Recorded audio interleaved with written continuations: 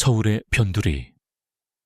낡은 다세대 주택들이 어깨를 맞대고 있는 골목길은 해질녘이면 더욱 스산한 분위기를 풍겼다. 김복자 할머니는 그 골목길에서도 가장 해가 들지 않는 작은 2층 집에서 살았다. 칠순을 넘긴 할머니의 하루는 새벽같이 일어나 앞마당 작은 화단의 꽃들에게 물을 주는 것으로 시작되었다.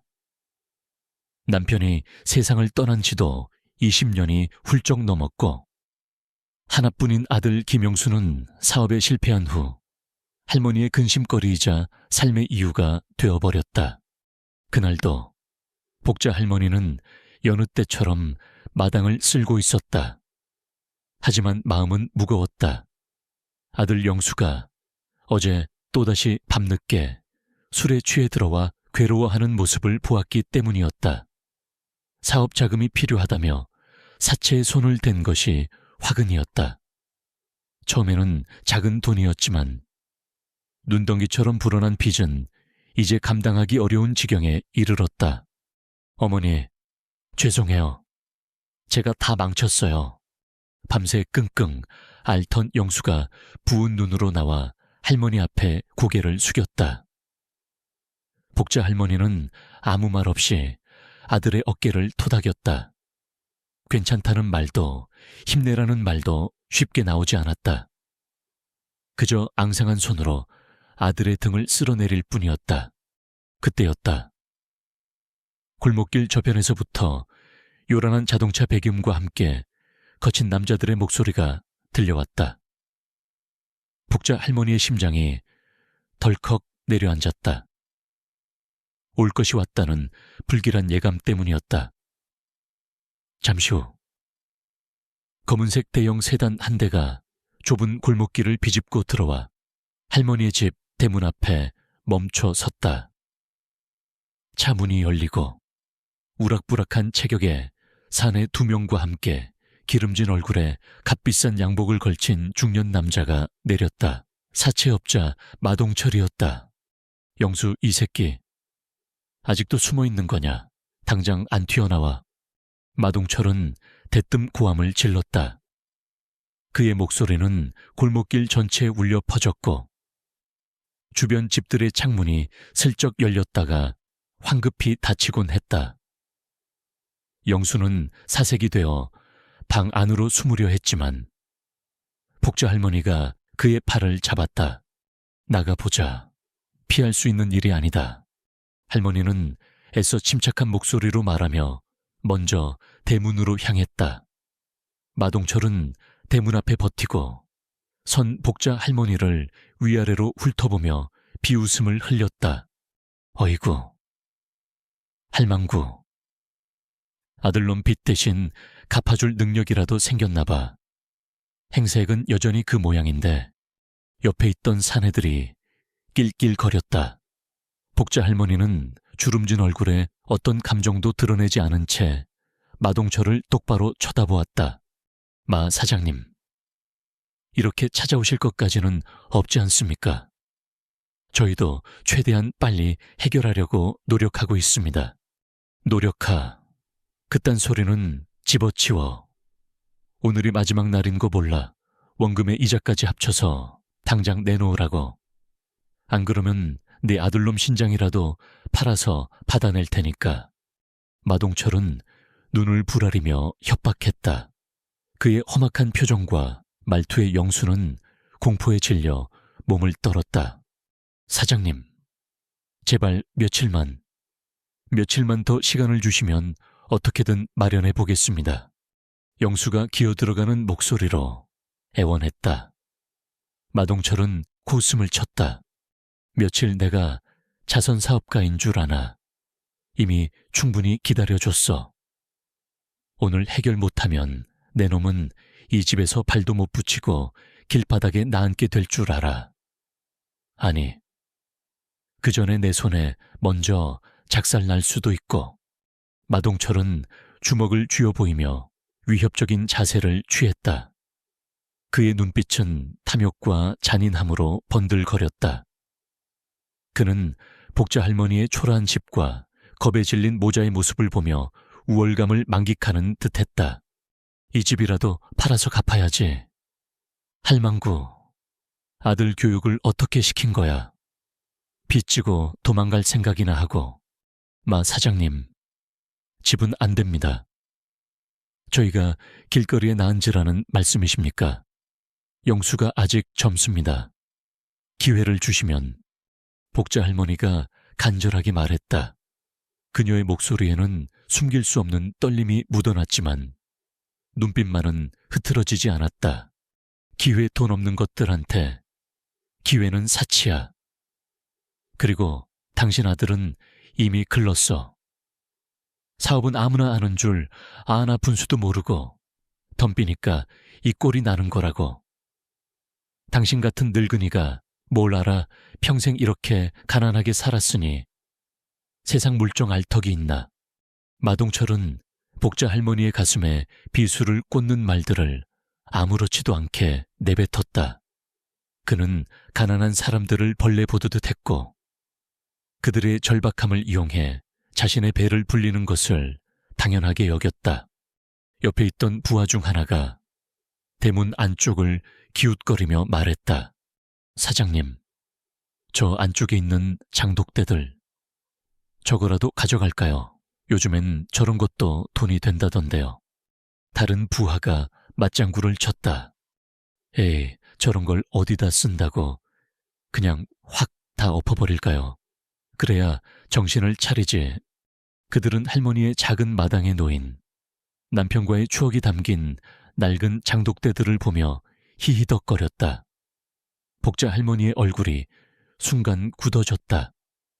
아들의 빚 문제로 자신을 모욕하는 것은 참을 수 있었지만 남편과의 소중한 기억이 담긴 물건들을 함부로 대하는 것은 견디기 어려웠다.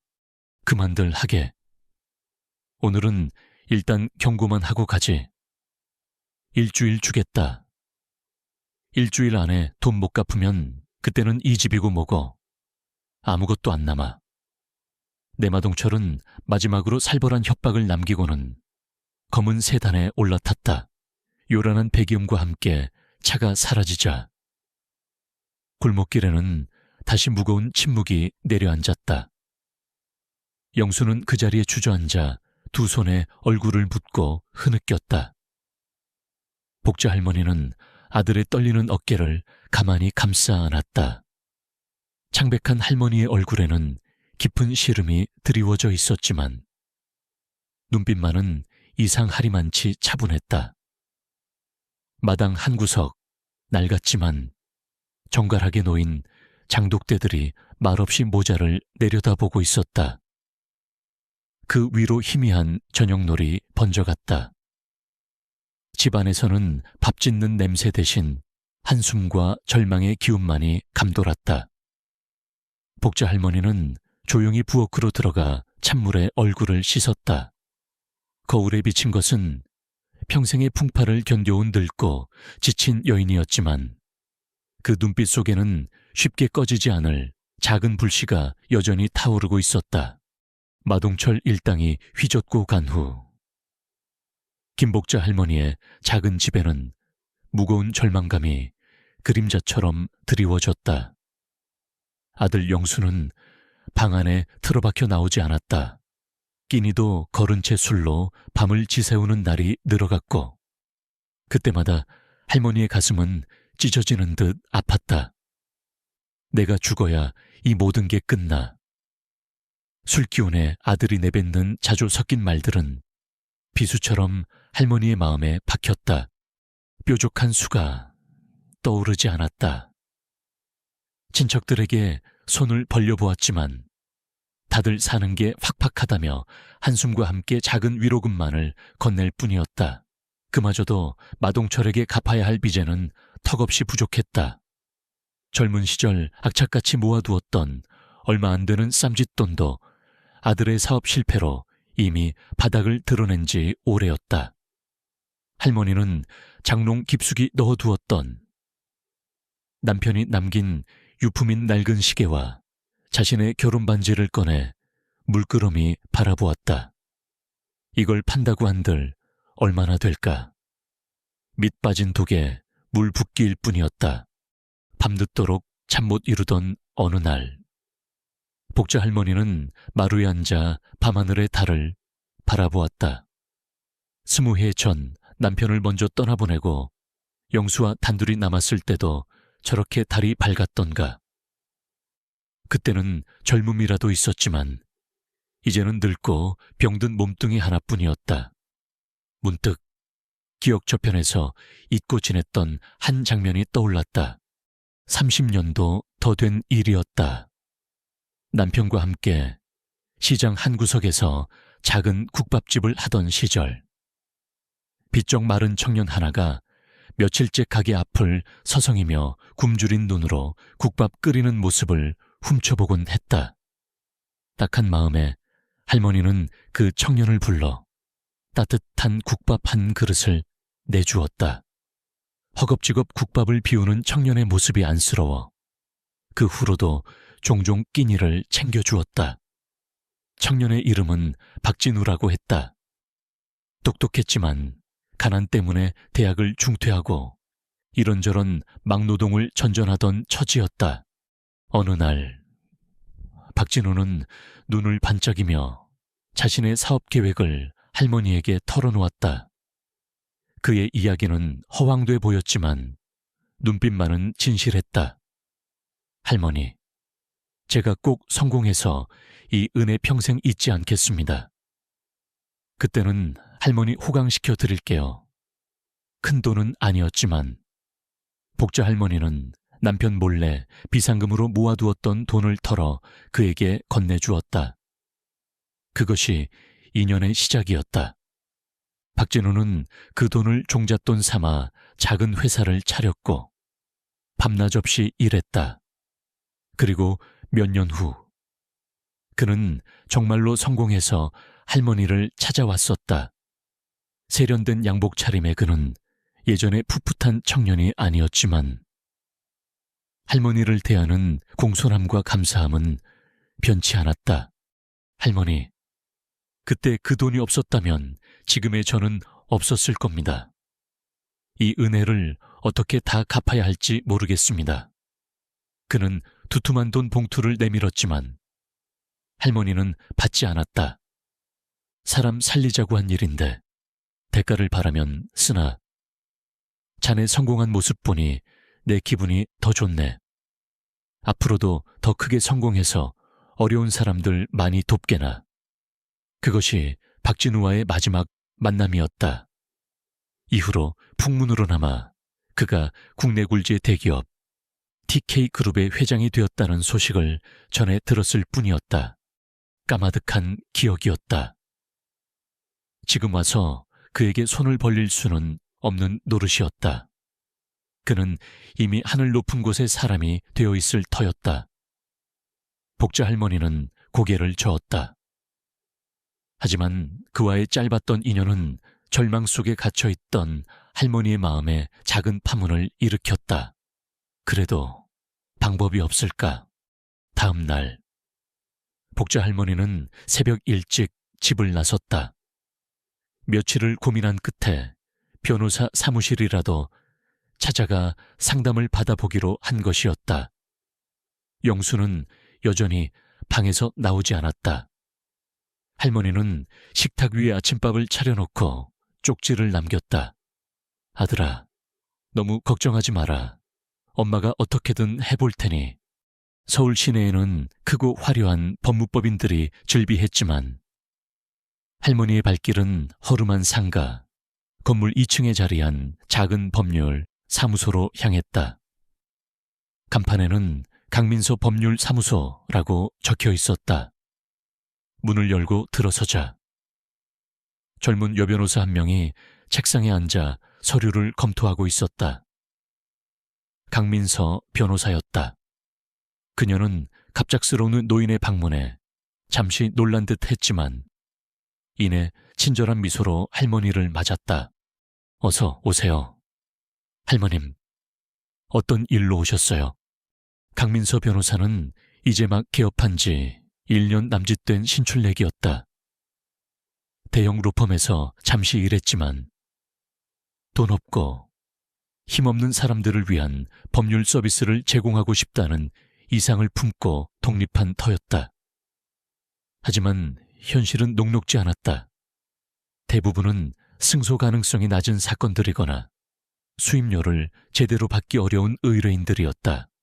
복자 할머니는 구겨진 손수건으로 연신 이마에 땀을 닦으며 어렵게 입을 열었다. 아들의 빚 문제, 사채업자의 횡포, 그리고 일주일 앞으로 다가온 마동철의 협박까지. 할머니의 이야기는 두서가 없었지만 그 안에 담긴 절박함은 강민서 변호사에게도 고스란히 전달되었다. 계약서는 있으신가요? 강 변호사가 조심스럽게 물었다. 복자 할머니는 힘없이 고개를 저었다. 영수가 겁에 질려 제대로 확인도 하지 않고 서명을 한 모양이었다. 이자율이나 상환 조건 같은 중요한 내용도 제대로 알지 못했다. 전형적인 불법 사채에 덫에 걸린 것이었다. 강민서 변호사는 한숨을 내쉬었다. 이런 사건은 해결이 쉽지 않았다. 불법적인 요소가 있다 해도 이미 채무 관계가 성립된 이상 돈을 갚지 않으면 채권자의 압박을 막아내기 어려웠다. 특히 마동철 같은 악질 사채업자들은 법망을 교묘히 피해가며 채무자들을 괴롭히는데 이골이 난 자들이었다. 할머님, 상황이 쉽지는 않아 보입니다.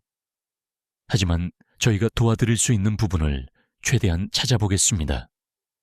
우선 내용 증명부터 보내서 부당한 추심 행위를 중단하도록 요구하고 채무 조정 가능성도 타진해 볼 수 있습니다. 강 변호사는 원론적인 답변을 내놓을 수밖에 없었다. 복자 할머니는 작은 목소리로 물었다. 변호사님, 혹시 그 사람들을 혼내줄 방법은 없을까요? 법이라는 게 우리 같은 힘없는 사람들 편은 아닌 건가요? 그녀의 눈가의 불기가 어렸다. 강민서 변호사는 순간 가슴이 먹먹해졌다. 법을 공부하며 꿈꿨던 정의가 현실에서는 얼마나 무력한지 깨닫는 순간들이었다. 최선을 다해보겠습니다. 할머님, 너무 상심하지 마세요. 상담이 끝나고 복자 할머니는 주머니에서 꼬깃꼬깃한 10,000원짜리 몇 장을 꺼내 상담료라며 내밀었다. 강민서 변호사는 극구 사양했지만 할머니는 끝내 봉투를 책상 위에 놓고 돌아섰다. 힘없이 사무실을 나서는 할머니의 뒷모습을 보며 강 변호사는 복잡한 심경에 사로잡혔다. 과연 내가 저분께 어떤 희망을 드릴 수 있을까? 복자 할머니는 변호사 사무실을 나왔지만 발걸음은 여전히 무거웠다. 법이 자신을 보호해 줄 것이라는 막연한 기대감은 변호사의 현실적인 답변 앞에서 힘을 잃었다. 하지만 완전히 절망한 것은 아니었다. 적어도 누군가에게 자신의 억울함을 토로했고 작은 조언이라도 얻었다는 사실이 아주 희미한 빗줄기처럼 느껴졌다. 그래, 이대로 주저앉을 수는 없어. 할머니는 다시 한번 마음을 다잡았다. 며느리에게 전화를 걸어 영수를 며칠만이라도 다른 곳에 피신시켜 달라고 부탁해야겠다고 생각했다. 그리고 자신은 자신이 해야 할 일을 준비해야 했다. 그 일이 무엇인지는 아직 명확하지 않았지만 가슴 한구석에서 무언가가 꿈틀거리고 있었다. 강민서 변호사와의 상담은 김복자 할머니에게 아주 작은 불씨를 지폈지만 현실의 냉혹함은 그 불씨마저 삼켜버릴 듯 거세게 다가왔다. 마동철은 일주일의 유예기간을 주겠다고 했지만 그의 악랄한 압박은 그날부터 하루도 쉬지 않고 이어졌다. 다음 날 새벽, 할머니 집 대문 앞은 붉은색 페인트로 빗쟁이, 돈 갚아라 같은 험악한 낙서가 가득했다. 밤사이 누군가 몰래 저지른 짓이었다. 그것은 시작에 불과했다. 낮에는 우락부락한 사내들이 집 주변을 어슬렁거리며 소란을 피웠고, 밤에는 시도 때도 없이 걸려오는 협박 전화에 잠을 이룰 수 없었다. 할망구, 아들놈 장기라도 팔아서 돈 만들어와. 전화기 너머로 들려오는 마동철의 목소리는 갈수록 푸악해졌다. 동네 사람들은 수군거리기 시작했다. 처음에는 안타까운 시선으로 바라보던 이웃들도 연일 계속되는 소란과 험악한 분위기에 하나둘씩 거리를 두기 시작했다. 복자 할머니와 영수는 동네에서 완전히 고립되었다. 영수는 죄책감과 공포심에 하루하루 피가 마르는 듯했다. 그는 몇 번이나 무릎을 꿇고 어머니에게 용서를 빌었지만 그럴수록 할머니의 마음은 더욱 무거워졌다. 어머니, 제가 그냥 경찰에 자수할까요? 아니면 어디 멀리 도망이라도. 영수의 눈동자는 초점을 잃은 채 흔들렸다. 복자 할머니는 아들의 손을 잡고 힘주어 말했다. 아니다. 영수야, 네 잘못이 아니다. 그리고 도망치는 건 해결책이 아니야. 조금만 더 견뎌보자. 엄마를 믿어. 할머니의 목소리는 낮고 차분했지만 그 안에는 강철 같은 의지가 숨겨져 있었다. 겉으로는 속수무책으로 당하는 것처럼 보였지만 할머니는 조용히 자신만의 싸움을 준비하고 있었다. 그녀는 마동철 일당이 집 앞에 나타날 때마다 창문 커튼 뒤에 숨어 그들의 행동을 유심히 관찰했고 낡은 스마트폰으로 몰래 사진을 찍거나 녹음을 했다. 협박 전화가 걸려올 때도 당황하지 않고 스피커폰으로 전환한 뒤 녹음 버튼을 눌렀다. 밤에는 잠을 줄여가며 마동철이 남기고 간 협박성 전단이나 낙서들을 날짜와 시간, 내용까지 꼼꼼하게 기록했다. 증거가 될 만한 것은 무엇이든 모았다. 며칠 후 복자 할머니는 다시 강민서 변호사를 찾아갔다. 이번에는 지난번처럼 그저 하소연을 하기 위함이 아니었다. 할머니는 작은 보따리에서 자신이 모은 증거들을 꺼내 강 변호사 앞에 펼쳐놓았다. 마동철 일당의 사진, 협박 전화, 녹음 파일, 빼곡하게 적힌 기록들. 강민서 변호사는 처음에는 놀란 표정을 지었지만 이내 할머니의 기록들을 살펴보며 눈빛이 달라지기 시작했다. 고령의 할머니가 이토록 치밀하게 증거를 수집했다는 사실도 놀라웠지만 그 안에 담긴 마동철의 불법 행위들은 명백했다. 단순한 채무 불이행 사건이 아니라 악질적인 불법 추심과 협박, 주거 침입까지 의심되는 상황이었다. 할머님, 이건 정말 대단하십니다. 이 정도 증거라면 저희가 대응할 수 있는 방법이 더 많아질 것 같습니다. 강 변호사의 목소리에 힘이 실렸다. 그녀는 할머니에게 몇 가지 법률적인 조언을 더 해주었다. 특히 마동철의 이자율이 법정 최고 이자율을 훨씬 초과할 가능성이 높다는 점, 그리고 지속적인 협박과 괴롭힘은 그 자체로도 처벌 대상이 될 수 있다는 점을 강조했다. 변호사님, 저는 그저 저들이 벌을 받았으면 좋겠습니다. 그리고 다시는 우리 영수 같은 사람들을 괴롭히지 못하게요. 복자 할머니의 목소리는 여전히 작았지만 그 안에는 단호함이 서려 있었다. 강민서 변호사는 고개를 끄덕였다. 처음에는 승산 없는 싸움이라고 생각했지만 할머니의 용기와 치밀함이 그녀의 마음을 움직였다. 그녀는 자신의 모든 지식과 능력을 동원해 이 사건을 파헤쳐 보기로 결심했다. 할머님, 걱정 마세요. 이제부터는 제가 함께 싸우겠습니다. 그날 밤, 복자 할머니는 깊은 생각에 잠겼다. 강민서 변호사의 도움은 큰 힘이 되었지만 마동철 같은 자들을 상대하기에는 아직 부족했다. 그의 뒤에는 보이지 않는 더 큰 세력이 있을지도 모른다는 불안감이 엄습했다. 시계는 자정을 향해 가고 있었다. 할머니는 자리에서 일어나 먼지 쌓인 작은 나무 상자를 꺼냈다. 그 안에는 낡은 편지, 몇 통과 빛바랜 사진들, 그리고 작은 주소록 하나가 들어있었다. 수십 년 동안 한 번도 펼쳐보지 않았던 주소록이었다. 할머니는 떨리는 손으로 주소록을 넘겼다. 그리고 한 이름 앞에서 손가락을 멈췄다. 박진우. 그 옆에는 이제는 사용되지 않을 것 같은 낡은 전화번호가 적혀 있었다. 과연 이 번호가 아직도 연결이 될까? 아니, 연결이 된다 한들 그가 나를 기억이나 할까? 수많은 상념이 머릿속을 스쳐 지나갔다. 하지만 더 이상 망설일 시간이 없었다. 아들을 위해서, 그리고 스스로를 위해서 이대로 무너질 수는 없었다. 할머니는 결심한 듯 전화기를 들었다.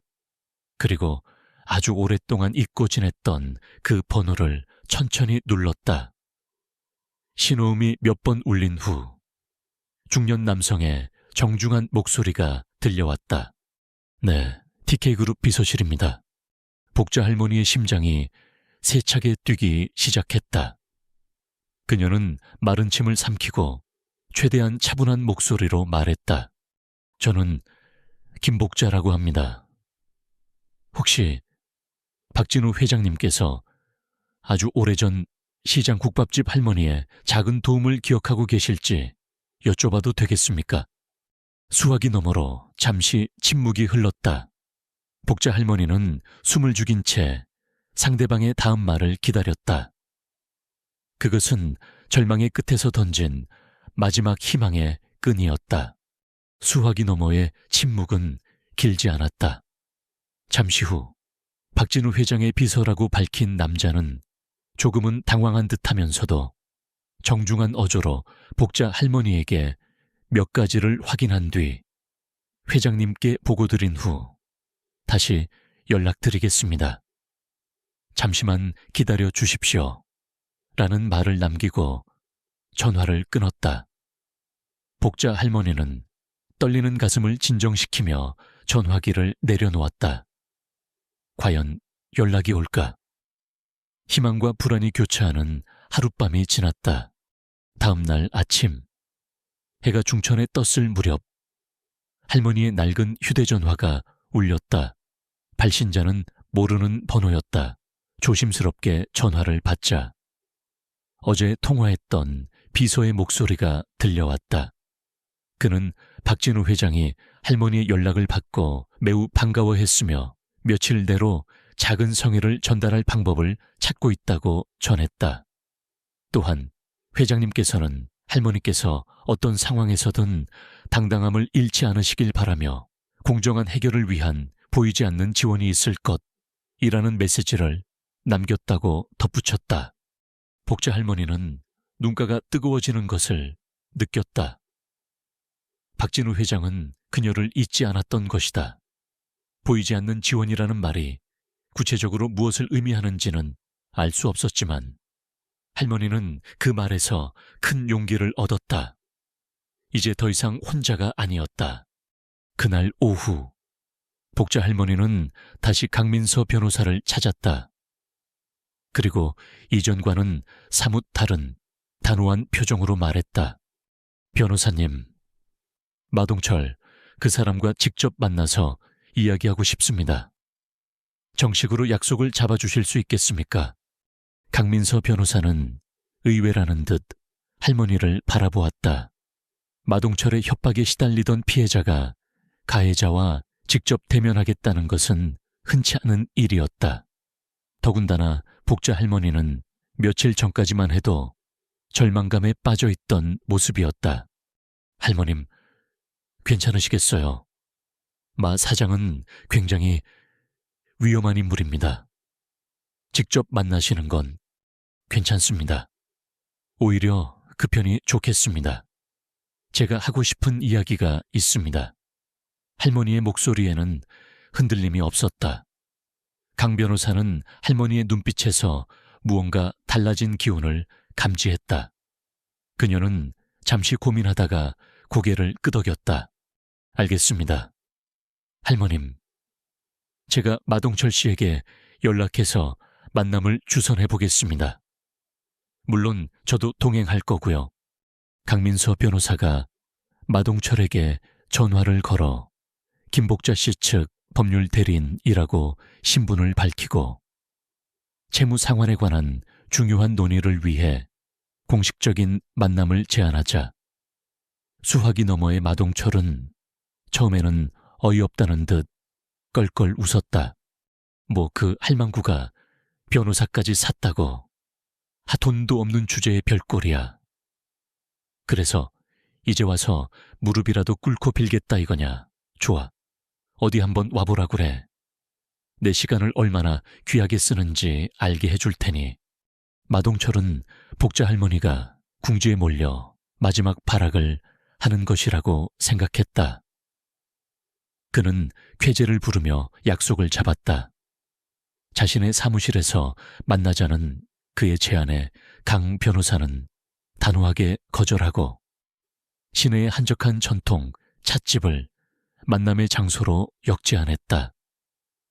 마동철은 잠시 기분이 상한 듯 했지만 곧 그런 누추한 곳에서 뭘 하겠다는 건지 비아냥거리며 수락했다.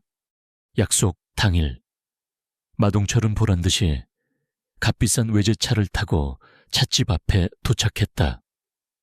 두 명의 덩치 큰 부하를 대동한 그는 의기양양한 표정으로 찻집 문을 열었다. 낡고 소박하지만 정갈한 분위기의 찻집 안. 창가 자리에 김복자 할머니와 강민서 변호사가 먼저 와서 기다리고 있었다. 마동철은 복자 할머니를 보자마자 비웃음을 터뜨리려다 순간 멈칫했다. 할머니는 평소와 다름없는 수수한 옷차림이었지만 표정은 놀랄 만큼 차분하고 담담했다. 겁에 질리거나 불안해하는 기색은 어디에도 찾아볼 수 없었다. 오히려 그 깊이를 알 수 없는 눈빛이 마동철을 압도하는 듯한 착각마저 불러일으켰다. 할망구. 변호사까지 대동하고 나타나니 뭐라도 된 것 같나. 마동철은 애써 태어난 척하며 거들먹거리는 말투로 자리에 앉았다. 복자 할머니는 부드럽지만 힘있는 목소리로 입을 열었다. 마 사장님, 이렇게 시간을 내주셔서 감사합니다. 오늘 제가 사장님을 뵙자고 한 것은 다름이 아니라 한 가지 제안을 드리기 위해서입니다. 제안하 무슨 제안 돈 없으니 몸이라도 팔겠다. 뭐 그런 건 아니겠지. 마동철과 그의 부하들이 저질스러운 농담에 낄낄거렸다. 강민서 변호사가 얼굴을 붉히며 항의하려 했지만 복자 할머니는 손짓으로 그녀를 만류했다. 그리고는 충격적인 말을 이어갔다.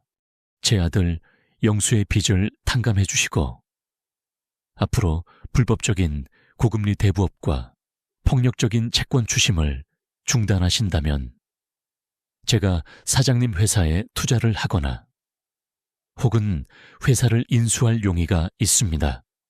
찻집 안에 정적이 흘렀다. 마동철은 자신이 방금 뭘 들었는지 이해가 안 된다는 듯 눈만 껌뻑였다.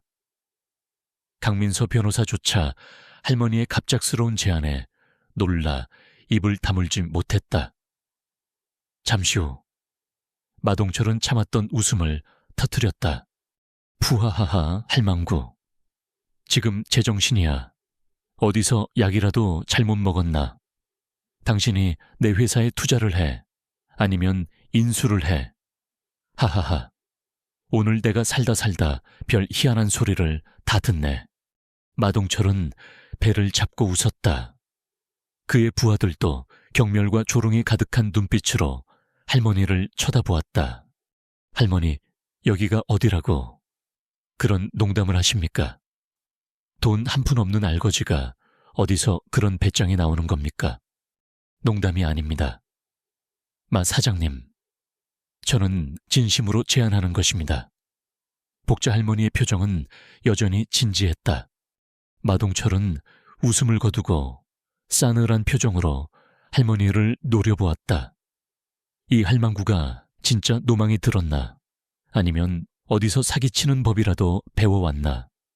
당신 같은 사람한테 투자받을 만큼 내 회사가 우스워 보여.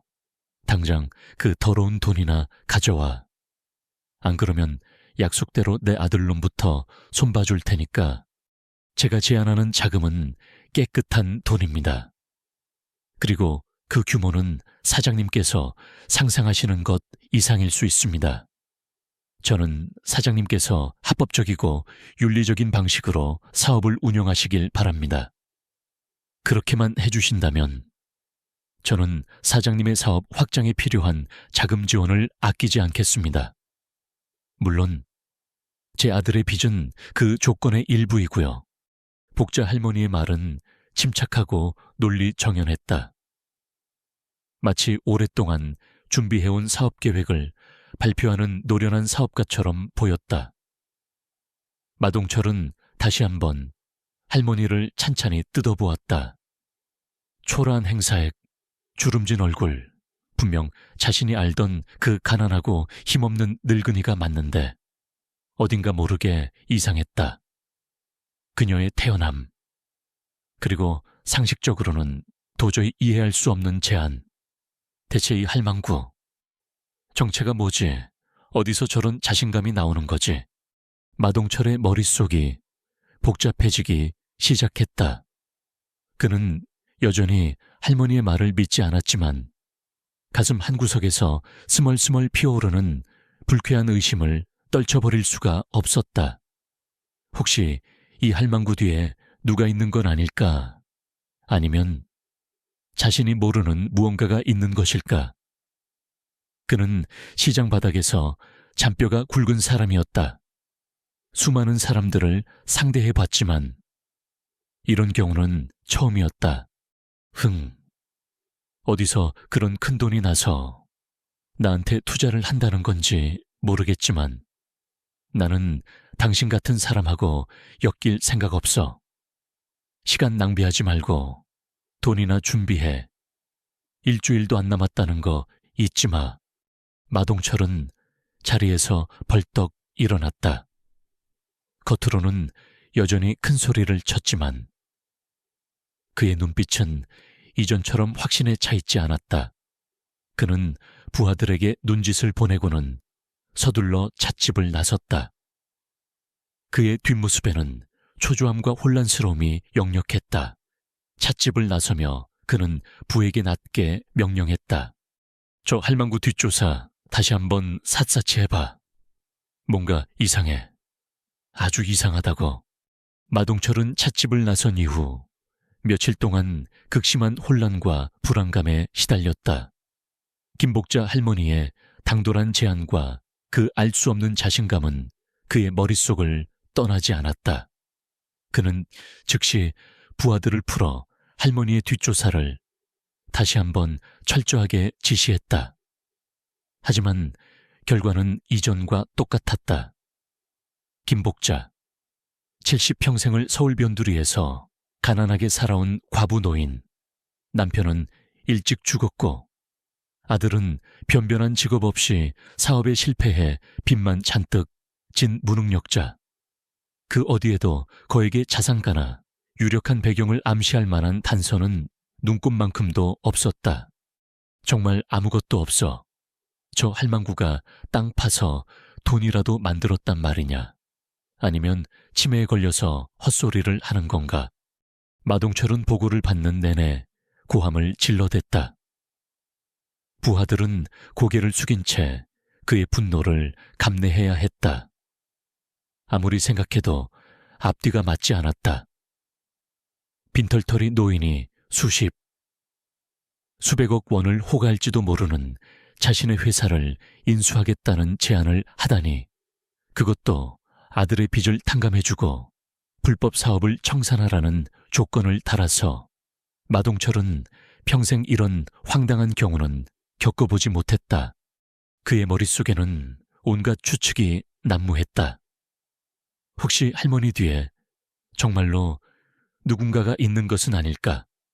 어떤 거대한 세력이 할머니를 앞세워 자신에게 접근하려는 것일 수도 있었다. 아니면 경쟁 조직에서 자신을 흔들기 위해 꾸민 계략일지도 모른다는 생각도 들었다. 의심은 꼬리에 꼬리를 물고 이어졌고 마동철은 밤잠을 설치기 일쑤였다. 그의 날카로운 직감은 이 모든 상황이 결코 평범하지 않다는 것을 경고하고 있었다. 그는 자신도 모르게 거대한 소용돌이에 휘말리고 있다는 불길한 예감에 휩싸였다. 한편 바로 그 시각 서울의 중심부, 마천루들이 위용을 자랑하는 테헤란로에 위치한 TK그룹 본사에서는 긴급 이사회가 소집되고 있었다. TK그룹, 명실상부, 대한민국 재계 서열 수위를 다투는 초일류 기업. 그 거대한 빌딩의 최상층에 위치한 이사회 회의실은 숨 막히는 긴장감으로 가득 차 있었다. 평소라면 한 달에 한 번 정기적으로 열리는 이사회가 회장의 갑작스러운 호출로 예고 없이 열린 것이었다. 두꺼운 원목 테이블에 둘러앉은 이사들의 면면은 화려했다. 각 계열사 사장들과 그룹의 핵심 임원들, 그리고 외부에서 영입된 명망 있는 사회이사들까지. 그들은 서로 눈치를 살피며 오늘 긴급 이사회의 안건이 무엇일지 가늠하려 애썼지만 누구 하나 짐작조차 하지 못하는 듯 했다. 잠시 후 회의실 문이 열리고 박진우 TK그룹 회장이 모습을 드러냈다. 50대 후반의 나이에도 불구하고 젊은 시절의 총명함과 카리스마를 그대로 간직한 그는 대한민국 경제를 움직이는 거물다운 위엄을 풍겼다. 그의 등장에 모든 이사들이 자리에서 일어나 깍듯이 예의를 표했다. 박진우 회장은 테이블 상석에 앉아 이사들을 천천히 둘러보았다.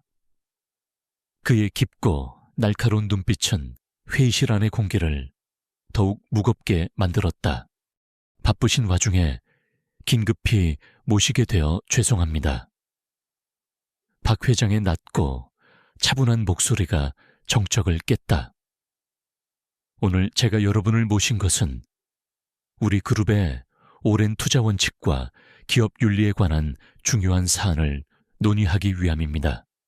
기업 윤리 이사들은 의아한 표정으로 서로를 쳐다보았다.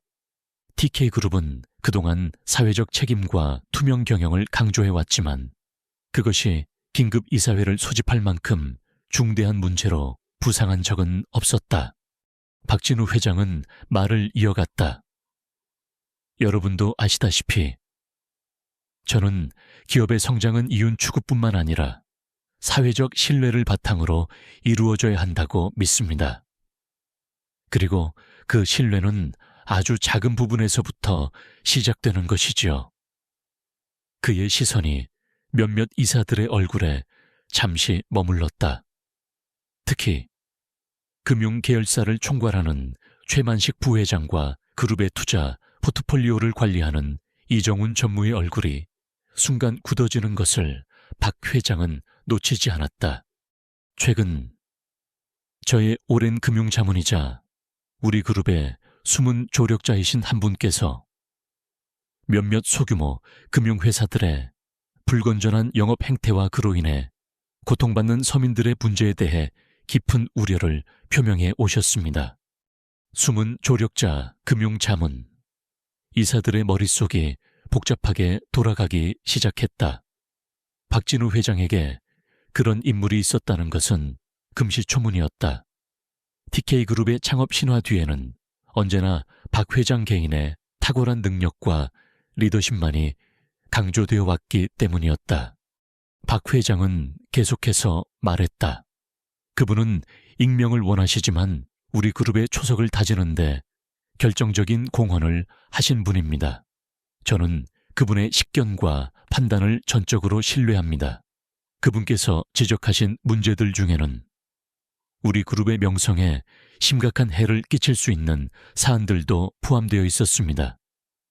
특히 우리 그룹의 일부 자금이 직접적 혹은 간접적으로 이러한 문제 기업들에 흘러 들어가고 있을 가능성에 대해 경고하셨습니다. 회의실 안에 공기가 얼어붙는 듯했다.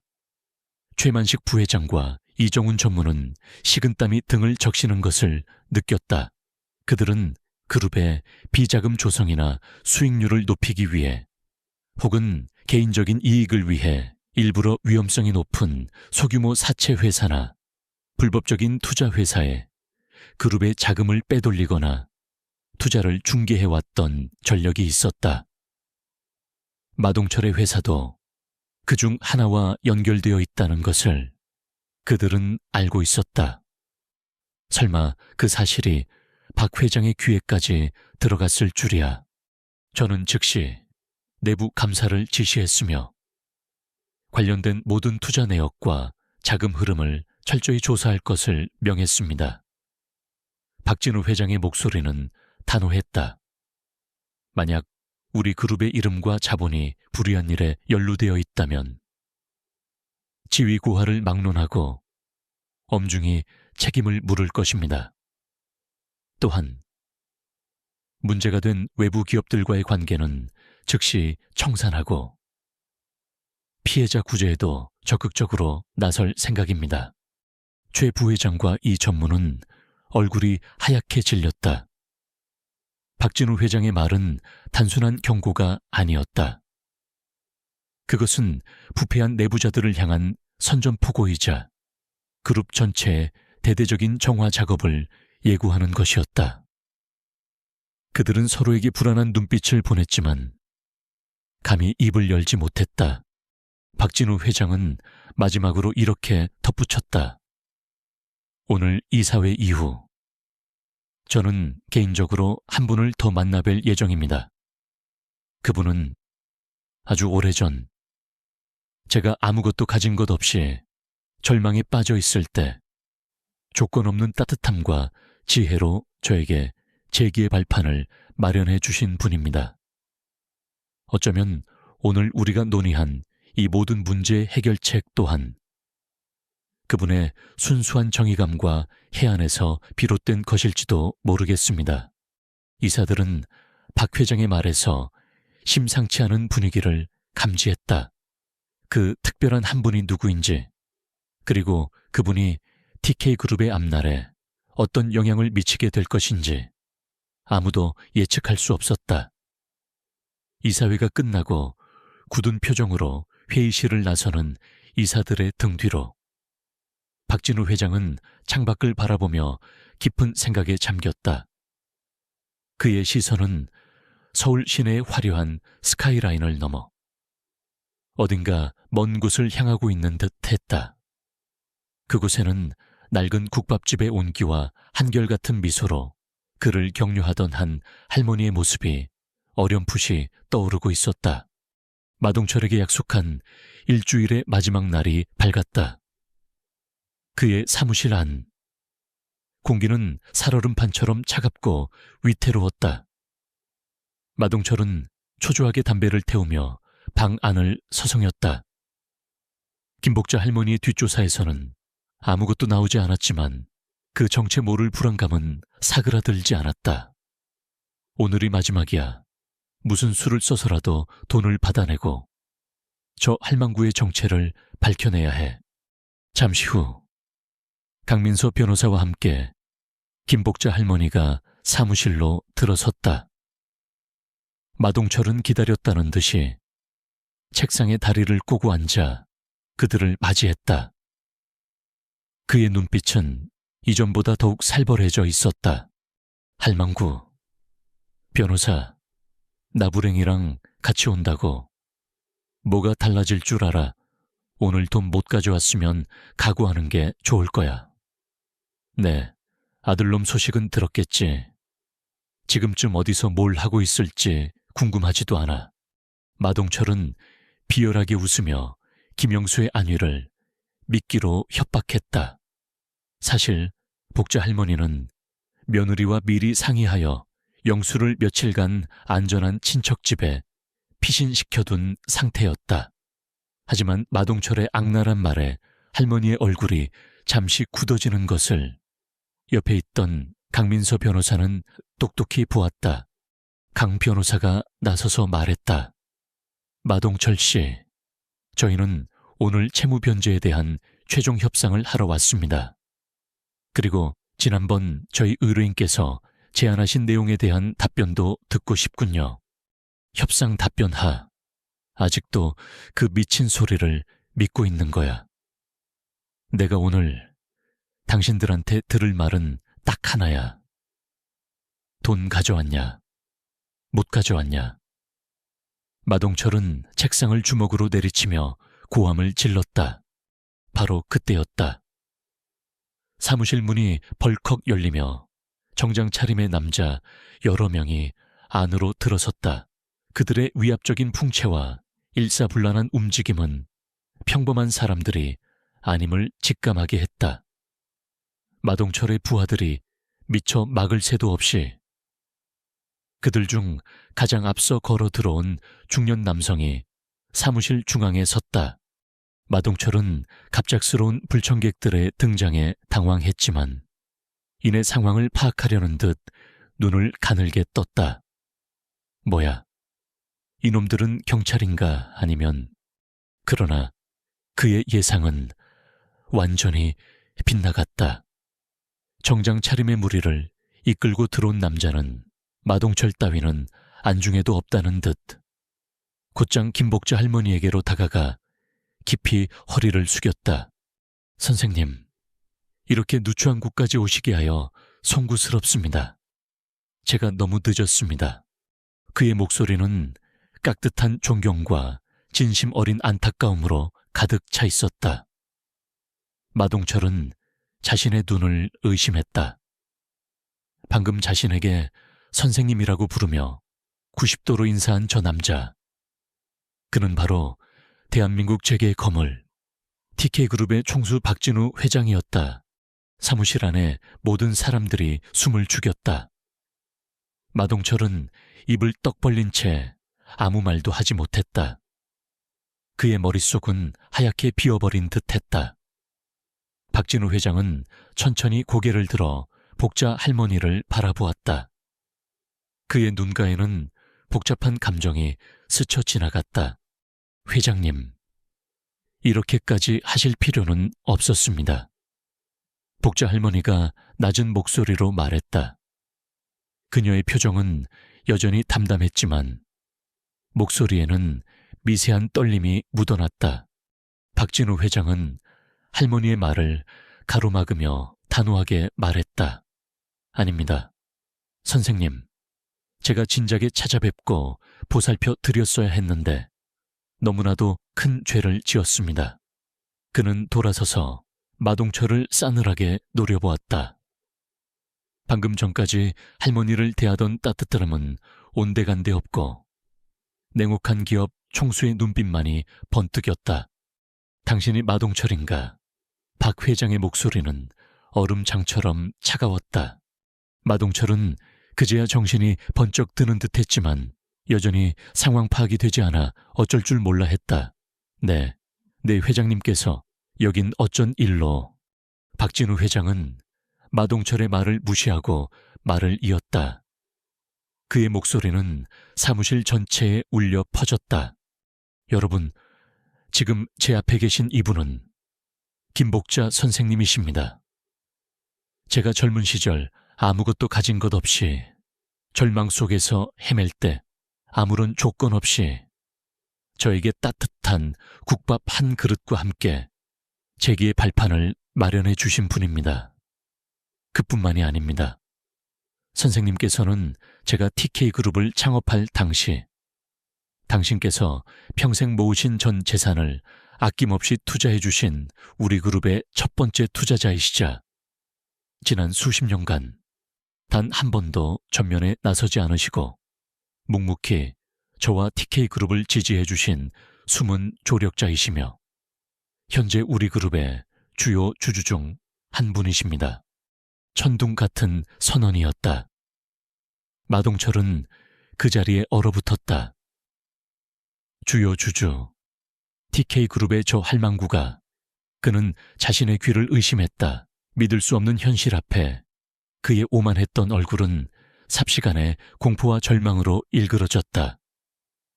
자신이 그동안 얼마나 엄청난 인물을 상대로 협박하고 모욕했는지 깨닫는 순간 다리가 후들거리며 주저앉을 것만 같았다. 박진우 회장의 수행원 중 한 명이자 TK그룹 법무팀장인 변호사가 앞으로 나섰다. 그는 서류 뭉치를 마동철 앞에 던지듯 내려놓았다. 마동철 씨, 이것은 김복자 선생님께서 그동안 수집하신 귀하의 불법 채권, 추심, 협박, 폭행, 그리고 살인교사 미수 혐의에 대한 증거 자료들입니다. 또한 저희 TK그룹 내부 감사팀에서 확보한 귀하의 회사와 관련된 불법 자금 거래 내역, 그리고 우리 그룹 내 일부 임직원들과의 부적절한 유착 관계에 대한 증거도 포함되어 있습니다. 법무팀장은 차갑게 말을 이었다. 김복자 선생님께서는 당신에게 마지막 기회를 주고자 하셨습니다. 당신의 회사를 정상적인 기업으로 바꾸고 과거의 잘못을 청산할 기회를 말입니다. 하지만 당신은 그 기회를 스스로 걷어찼습니다. 마동철은 새하얗게 질린 얼굴로 서류들을 내려다보았다. 그 안에는 자신이 저질렀던 온갖 불법 행위들이 날짜와 시간, 상세한 내용과 함께 빼곡히 기록되어 있었다. 심지어 자신이 부하들에게 비밀리에 지시했던 내용들까지도 녹취록 형태로 첨부되어 있었다. 그는 자신이 완전히 함정에 빠졌음을 깨달았다. 잘못했습니다. 회장님, 제가 사람을 잘못 봤습니다. 제발 한 번만 용서해 주십시오. 마동철은 박진우 회장 앞에 납작 엎드려 빌기 시작했다. 조금 전까지의 거만함은 흔적도 없이 사라지고 비굴한 생존 본능만이 남았다. 박진우 회장은 경멸 어린 눈빛으로 그를 내려다보았다. 용서, 당신 같은 인간에게 용서란 단어는 사치다. 당신은 법의 심판을 받게 될 것이다. 그리고 TK그룹은 당신 같은 악질적인 범죄자가 다시는 사회에 발붙이지 못하도록 모든 법적, 사회적 지원을 아끼지 않을 것이다. 박 회장은 이어서 사무실에 함께 온 자신의 비서실장에게 지시했다.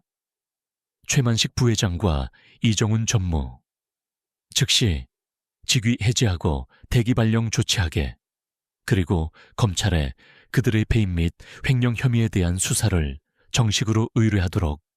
마동철과 연결되어 있던 TK그룹 내부의 부패한 임원들 또한 이 자리에서 그들의 운명이 결정되는 순간이었다. 박진우 회장은 마지막으로 김복자 할머니에게 다시 한번 고개를 숙였다. 선생님, 이제 모든 것이 제자리를 찾을 것입니다. 그동안 마음고생 많으셨습니다. 부디 이제는 편안히 쉬십시오. 김복자 할머니는 말없이 고개를 끄덕였다. 그녀의 눈가에는 이슬이 맺혀 있었지만 표정은 놀랍도록 평온했다. 평생을 정의롭고 성실하게 살아온 한 인간의 고요한 승리였다. 마동철의 절규와 함께 그의 제국은 그렇게 한순간에 무너져 내렸다. 사무실 창밖으로는 어느덧 석양이 붉게 물들고 있었다. 길고 길었던 싸움이 드디어 끝을 향해 가고 있었다. 마동철의 사무실에서 벌어졌던 극적인 사건은 언론을 통해 삽시간에 퍼져나갔다. 악덕 사채업자, 마동철 구속, TK그룹 내부 비리 연루 임원 정역 해임 및 검찰 고발, 연일 자극적인 제목의 기사들이 신문과 방송을 도배했다. 마동철과 그의 일당은 물론 그와 결탁하여 불법적인 이익을 챙겼던 TK그룹의 최만식 부회장과 이정훈 전무 등도 모두 법의 엄중한 심판을 받게 되었다. 대한민국을 떠들썩하게 했던 대형 금융 스캔들은 그렇게 일단락되었다. 김복자 할머니의 작은 집에도 오랜만에 평화가 찾아왔다. 며칠 후 친척집에 피신해 있던 아들 영수가 집으로 돌아왔다. 그의 얼굴은 수척했지만 이전의 절망감과 무기력함 대신 깊은 반성과 새로운 다짐의 빛이 서려 있었다. 영수는 어머니 앞에 무릎을 꿇고 오열했다. 어머니, 제가 다 잘못했습니다. 어머니께서 그런 엄청난 분이신 줄도 모르고 평생 불효만 저질렀습니다. 이 은혜를 어떻게 다 갚아야 할지. 복자 할머니는 말없이 아들의 등을 토닥였다. 그녀의 눈가에도 조용히 눈물이 흘러내렸다. 그것은 슬픔의 눈물이 아니라 모든 것을 이겨낸 후에 안도와 감사, 그리고 아들에 대한 깊은 사랑의 눈물이었다. 영수야, 지난 일은 모두 잊어라.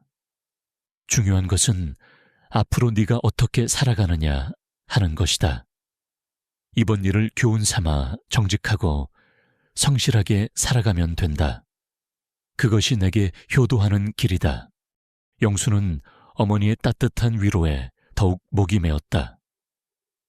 그는 어머니의 주름진 손을 잡고 굳게 약속했다. 다시는 어머니를 실망시키지 않겠다고.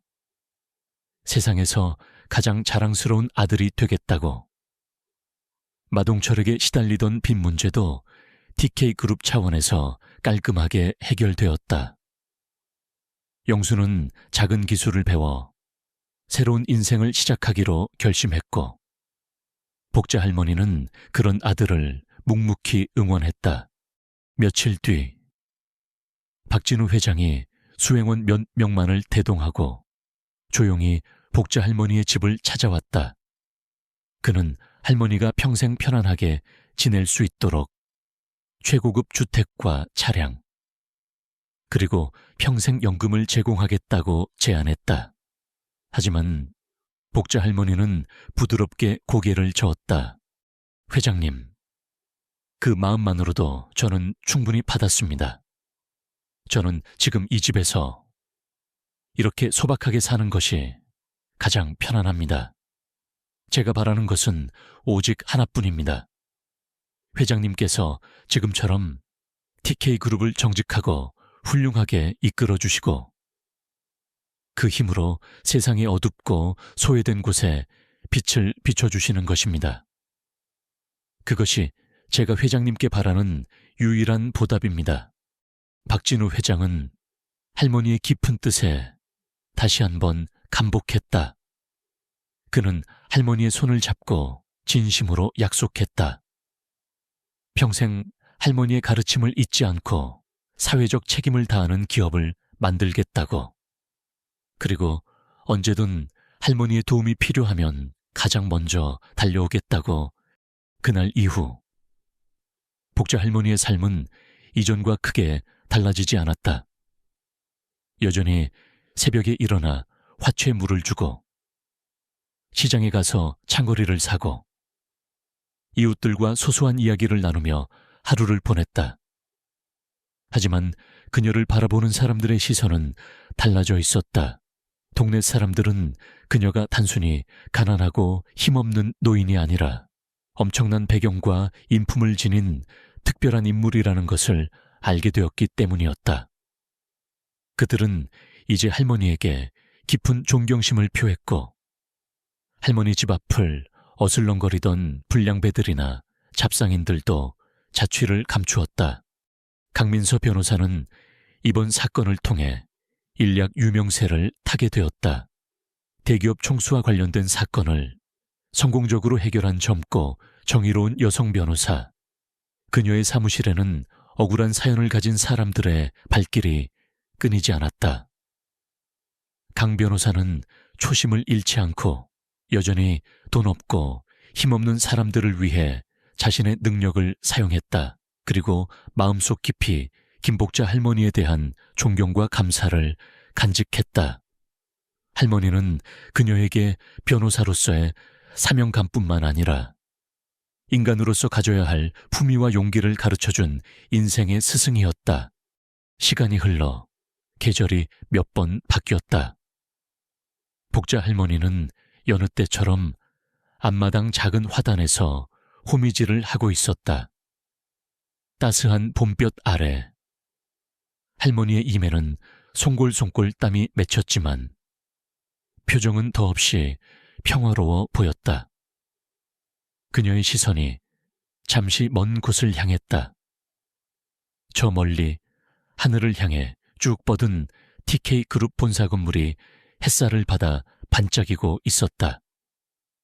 마치 할머니의 숨은 노력과 정의로운 마음이 세상을 밝히는 등대처럼 느껴졌다. 할머니는 희미하게 미소 지었다. 이제 모든 것이 제자리를 찾았다. 어쩌면 세상은 여전히 부조리하고 불공평한 일들로 가득 차 있을지 모르지만 그 속에서도 작은 정의를 실현하려는 사람들의 노력이 있는 한 희망은 사라지지 않을 것이라고 할머니는 믿었다. 에필로그. 몇 년 후 TK그룹은 박진우 회장의 리더십 아래 사회공헌 활동에 더욱 적극적으로 나서기 시작했다. 특히 고유한 천사재단이라는 이름의 비밀 자선단체가 설립되어 세간의 주목을 받았다. 이 재단은 불법 사금융 피해자들을 구제하고 어려운 환경 속에서도 꿈을 잃지 않는 청년 사업가들을 지원하는 사업을 펼쳤다. 재단의 막대한 자금 출처는 철저히 비밀에 붙여졌지만 재계에서는 TK그룹의 박진우 회장과 익명의 한 독지가가 공동으로 설립했다는 소문이 파다했다. 그 익명의 독지가가 바로 김복자 할머니라는 사실을 아는 사람은 극히 드물었다. 할머니는 여전히 서울 변두리의 작은 집에서 소박한 삶을 살아가며 아무도 모르게 세상을 향한 따뜻한 손길을 멈추지 않았다. 그녀의 작은 마당에는 사계절 아름다운 꽃들이 피고 지기를 반복했고 그 꽃들처럼 할머니의 삶 또한 조용하지만 향기롭게 이어지고 있었다. 정의는 반드시 승리하며 진실한 마음은 세상을 바꿀 수 있다는 것을 그녀의 삶 자체가 증명해주고 있었다. 지금까지 이야기의 마지막까지 함께 해주신 모든 분들께 진심으로 감사드립니다. 여러분의 성원과 관심이 있었기에 이 이야기가 온전히 피어날 수 있었습니다. 앞으로도 더 깊은 울림과 감동을 전하는 이야기로 찾아뵐 것을 약속드립니다.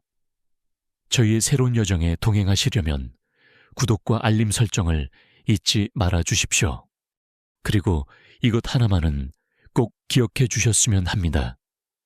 가장 깊은 어둠 속에서도 한 사람의 올곧은 마음은 세상을 밝히는 등불이 될 수 있다는 것을